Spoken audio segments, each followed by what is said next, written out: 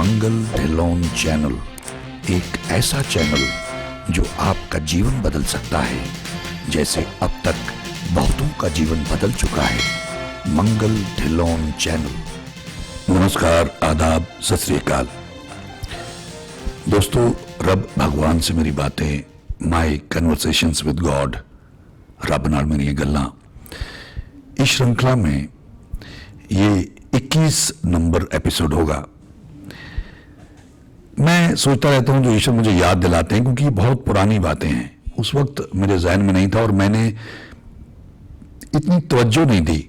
बस घटना घटी, मैं इमोशनल हो गया, धन्यवाद किया ईश्वर का, रास्ता मिल गया, भटकाव कम हो गया, जो दुविधा थी उसका जवाब मिल गया, तो आगे चल पड़े। अब ये चलते चलते, अब ये भी ईश्वर की कृपा है कि वो मुझे याद दिला रहा हूं। बड़ी बारीकी से, बड़ी कमाल की बात तो ये है कि इतने सालों बाद, इतने सालों का ये मटेरियल है और जो मुझे याद कर दिला देते हैं, तो उसकी जो माइन्यूट डिटेल मुझे याद दिलाते हैं वो बहुत कमाल है। मैं कृतज्ञ हूं, मेरा रोम रोम ईश्वर का ऋणी है। धन धन गुरु नानक देव जी महाराज का मेरा रोम रोम ऋणी है, उनकी बड़ी कृपा बनी हुई है। तो मेरा कुछ बीच में, जैसे मैंने आप लोगों से अब चर्चा शुरू की, तो ऐसे ही मैं बोलने लगता था और बात समझ में नहीं आती थी। मतलब एक छोटा सा थॉट आएगा तो मैं सोचता अच्छा आइडिया है, इसको रिकॉर्ड कर लेते हैं। तो मैं ऑडियो रिकॉर्ड करता था मोबाइल में, या मैंने डिक्टाफोन ले लिए, तो वो धारा प्रवाह चलता रहता था। तो उस वक्त मुझे इतनी सूझ नहीं दी गुरु ने कि मूर्ख, मैं तुझे बुलवा रहा हूं या मैं तेरे जरिए बोल रहा हूं, भाई रिकॉर्ड कर ले। यार कमाल है, ये पता नहीं कहां से आता है, मैं बोलने लगता हूं मैं बोलते ही चला जाता हूं, और कभी पॉज आता है तो बड़ा मीनिंगफुल पॉज होता है और कोई फंबल नहीं होता है, तो समझ में नहीं आया। कभी 1 घंटा, कभी पौना घंटा, कभी 1.5 घंटा, कभी 2-2.5 घंटे भी। कमाल है। ऐसे में सोचता रहता था। तो मैंने अपने फोन में 64 GB के कार्ड डलवा लिए कि पता नहीं कब क्या आ जाए, रिकॉर्ड करना पड़ जाए। क्या करेंगे, क्या होगा, ये नहीं मुझे मालूम, तो बस रिकॉर्ड कर ले। अच्छा लगता था कि ये मैंने कहीं पढ़ाने की सुनानी, कमाल है भी, आज तो कमाल आया। कई बार फिर मैं इमोशनल होकर उसमें रोने भी लगता था। पहले काफी देर तक मैं, जब मुझे वैराग आ जाता था बोलते बोलते, कोई ऐसी बात बापू बुलवा देते थे तो मैं रोने लगता, तो मैं बंद कर देता था एम्बैरेसमेंट के चक्कर में बंद कर देता। फिर विचार आया कि ये सत्य है, ये मेरे जीवन में घटा है, अब मैं रो रहा हूं तो रो रहा हूं, तो इसमें शर्माना क्या है। तो मैंने फिर बंद कर दिया, रिकॉर्डिंग अपनी चलती रहती थी, रोता रहता था। तो एक दिन मैं ऐसे खड़ा सवेरे ब्रश करने लगा था बॉम्बे में, तो ऐसे ही मेरे दिमाग में ख्याल आया। मैंने शीशे में अपना चेहरा देखा तो एक विचार आया दिमाग में कि यार उम्र होती जा रही है और मैंने एक्टिंग की तरफ ध्यान बंद कर दिया है, और मैं इधर लगा हुआ हूं सिख इतिहास पे, सिख धर्म पे, उसकी रिसर्च करता हूं, कभी कुछ करता हूं, और ये मुश्किल मामला है। तो मैं गलत तो नहीं कर रहा हूं, क्योंकि पत्नी तो असंतुष्ट है, वो तो कहीं ना कहीं नाराज रहती है कि इसको इतनी ऑफर्स आती हैं, इतना काम आता है, लोग इतनी तारीफ करते हैं इसकी एक्टिंग की, और ये आदमी जो है अभी एक्टिंग छोड़ के ये और ही कामों में लगा, डॉक्यूमेंट्रियां और डॉक्यू ड्रामास बनाने, कभी ये रिसर्च कर रहा हूं, कभी वहां जा रहा हूं, कभी वहां जा रहा हूं। तो मैं गलत तो नहीं कर रहा हूं, मतलब ये काम मैं ऐसे अपना चेहरा देखते हुए कि अभी कुछ ही साल मेरे पास बचे हैं, उसके बाद तो ढलान पे आ जाएंगे हम उम्र के, तो बुढ़ापे में कर लेते। अगर ये करना ही है सेवा, तो बुढ़ापे में आराम से करेंगे, अभी तो थोड़ा पैसा वैसा कमा लेते। तो बापू, अभी मैं कहूं कि ये ना एक ट्रांस वाली सिचुएशन आती थी कि सज्जन ने मुझे पूछा था कि कैसे बात होती थी। किसी ने पूछा था, ठीक है, उनका भी वाजिब है पूछना कि आवाज आती थी या सामने आते थे या आपका थॉट चलता था, तो ठीक है, उनका पूछना जायज है। ये मैंने एक जगह बताने की कोशिश भी की थी कि ये एक तरह का ट्रांस टाइप सिचुएशन होती है। आपकी जो लेवल है कुछ ऐसा बन जाता है कि बात हो रही है और वो बात बिना शब्दों की होती है, शब्द नहीं होते हैं। अब उसको आप थॉट भी कह सकते हैं, लेकिन थॉट में भी बड़ी क्लैरिटी होती है।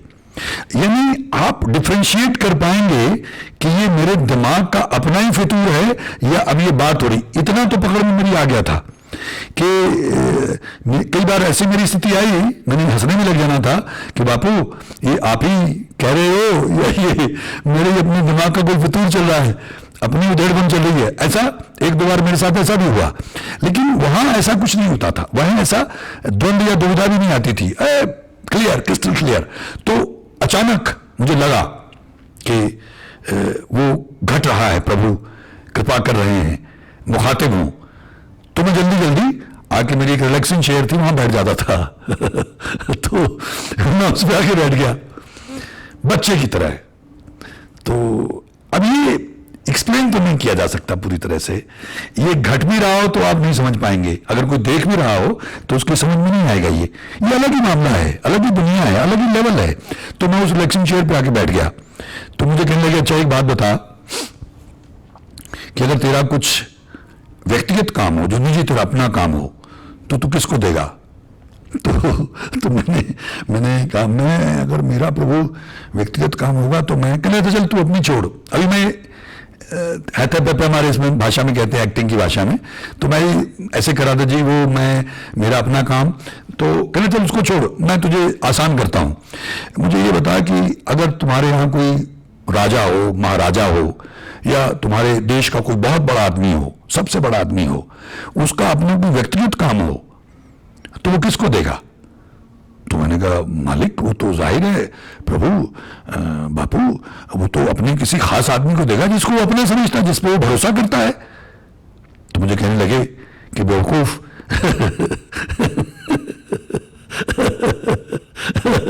वाहिगुरु वाहिगुरु वाहिगुरु वाहिगुरु वाहिगुरु वाहिगुरु वाहिगुरु वाहिगुरु वाहिगुरु वाहिगुरु वाहिगुरु वाहिगुरु वाहिगुरु। तो कहने लगे बेवकूफ, मैंने तुझे अपना समझा है, मैंने तुझे अपना खास समझ के, तेरे पर भरोसा करके तुझे अपना काम दिया है, और तू अभी भी उधेड़बुन में पड़ा रहता है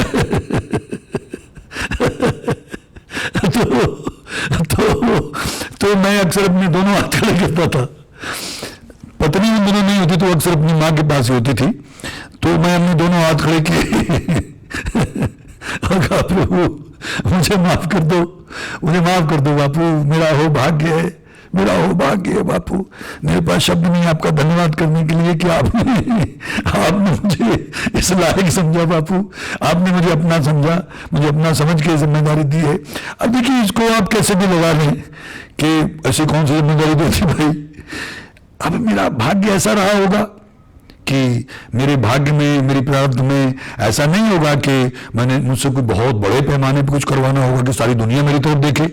मेरा ऐसा ही, मेरी जर्नी, मेरी यात्रा रही होगी, मेरी पूंजी मेरे कर्मों की, प्रारब्ध की इतनी ही रही होगी, पर उसमें भी तो बहुत बड़ी कृपा की मालिक ने, इससे ज्यादा मैं उससे क्या मांग सकता था।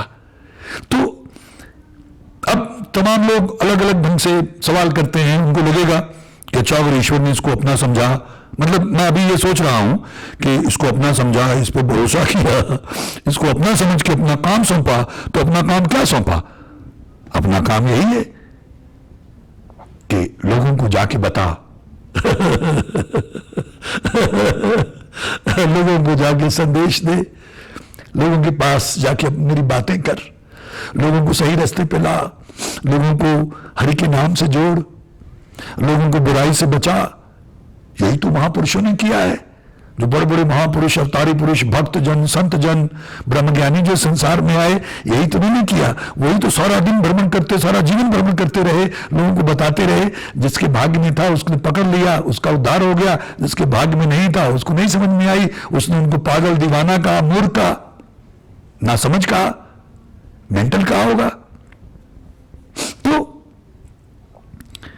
अपना अपना लेवल है समझने का। तो मेरा और भाग्य था कि मेरी जितनी पूंजी थी उसके मुताबिक मेरे बापू ने, मेरे मालिक ने मुझे नवाजा, दया की, मेरे ऊपर कृपा की और मेहर करके मुझे इस रास्ते पे डाला। वरना मुझे क्या आता है, मुझे कुछ नहीं आता, मैं क्या बोल सकता हूं। वो खुद ही बुलाता है। तो जब उसने कहा ये, तो फिर मुझे चिंता करने की क्या जरूरत है? जिम्मेदारी उसकी हो गई, वही बोलता है, वही बुलवाता है, वही करता पुरुष है। हमको तो सिर्फ बैठना है निमित्त मात्र बन के। तो बस वो माइक है सामने, माइक में जो मालिक बोलता है, माध्यम बना के बुलवाता है, वो रिकॉर्ड होता रहता है, आप तक पहुंचता रहता है, और जिसके लिए वो संदेश है उस तक पहुंच जाता है, विधियां बना के पहुंचा देता है, और उसकी बात फौरन पकड़ में आ जाती है, जैसे लाइट जल गई हो, एकदम से जीवन बदल जाता है, कायाकल्प हो जाता है लाइटनिंग स्पीड से। एक बहन जी मुझे मिलने आ रही, उनके मैंने एक वीडियो में जिक्र किया पहले, उनके ऊपर बिजली गिरी और जटाएं बन गई बालों की, और तमाम महान शक्तियों ने आके दर्शन दिए और बात की, जीवन का कायाकल्प कर दिया। वो लोगों का भला करती हैं। ये मेरा अहोभाग्य है। तो ईश्वर ने विधि बनाई। कौन से? उनको किसी से फोन करवाया बार बार, उन्होंने मुझे बार बार फोन किए और फिर बात करवा दी, लेकिन बात का समय रखा था। बहन जी से मैंने कहा मैं माफी चाहता हूं कि आपने इतनी बार फोन किया, लेकिन मालिक ने समय ये निश्चित किया था, तभी बात होनी थी, उससे पहले हो नहीं सकती थी। शायद इतनी लंबी बात ना होती, इतनी अच्छी बात ना होती। बहुत आनंद आया उनसे बातें करके, उनके जीवन के बारे में सुन के। आपसे भी कभी उनका परिचय करवाएंगे अगर आज्ञा मिलती है तो ईश्वर ने मुझे ऐसे, अब इससे बड़ी बात मुझे क्या कह सकते थे, लेकिन हम मूर्ख हैं हम धूर्त हैं, तो हमको पूरा विश्वास नहीं आता है।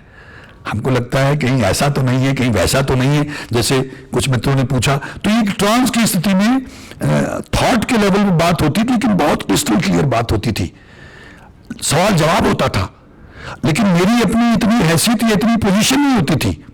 जैसे एक सज्जन, उनके ऊपर कृपा है, तो उनसे मैं बात करा तो आई कुड अंडरस्टैंड।